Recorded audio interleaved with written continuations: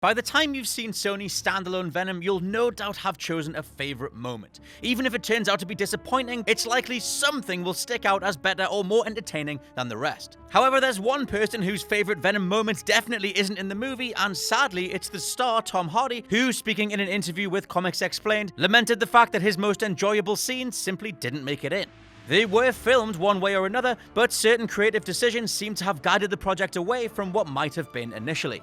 I'm Scott from WhatCulture.com, and let's pick apart why Tom Hardy is so sad about what was cut from Venom. So, Hardy himself claims, and I quote, "There are like 30 to 40 minutes worth of scenes that aren't in the movie, breaking them down as all being his favorites, including, and I quote, mad puppeteering scenes and dark comedy scenes." Assumedly, Hardy's comments don't relate to a mythical R-rated cut that was trimmed down to a PG-13, as despite what you might have read online, no such cut was ever planned, let alone making it to final edit. Both producer Matt Tolmach and director Ruben Fleischer have confirmed the intent was always to go with a softer, more family-friendly rating, so it's not like Hardy can be decrying the decision to take the sting out of the film. We only ever talked about this movie as being PG-13. What I've said in the past is that we wanted to push the violence to the hilt. The Dark Knight was always a huge reference point for me personally, just as far as how far you could take a PG-13. To be fair to Fleischer, it is possible to push violence and stick to a PG-13 rating. Christopher Nolan managed it with The Dark Knight in 2008 thanks to some creativity and suggestive shots. The problem in that regard would come from the early trailers of Venom looking to be aimed at an entirely different audience, one bred on the R-rated sensibilities of Logan and Deadpool.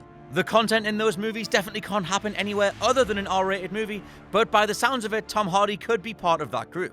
At the very least, reading between the lines a little, it sounds like he might have been missold on the film from the very beginning. In that same Comics Explained interview, Riz Ahmed definitely does well to direct the flow of the conversation away from Hardy going in on production, but there's undoubtedly a wider impact to what he's saying. Ultimately, what he loved most about shooting the film ended up not being in it.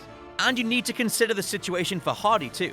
He's a critically acclaimed actor with the luxury of choice in his career. He can turn anything he wants down, so why would he pick something where the studio would be so willing to cut out the things he enjoyed shooting the most? Could it be that Hardy was told that the production was going to have an opportunity for him to have some fun, and more importantly, a chance to do something for a very committed fanbase? Back to the interview, and he does talk about fan ownership and the pressure of having to cater to those demands, while also making a film that works for the studio. And it does feel like there's a little reticence in his voice, a quiet acceptance that perhaps it wasn't possible to make the film that he, or fans, personally wanted. Taking the jokier spirit of the aftermath of Hardy's comments aside, this is not a great look for Sony to have to deal with, especially on the eve of the release of Venom. It sounds very much like Hardy has just openly admitted that the most entertaining sequences in the film were cut to make something that the studio wanted. That's going to be hard to come back from if initial audience reactions aren't wall-to-wall euphoric.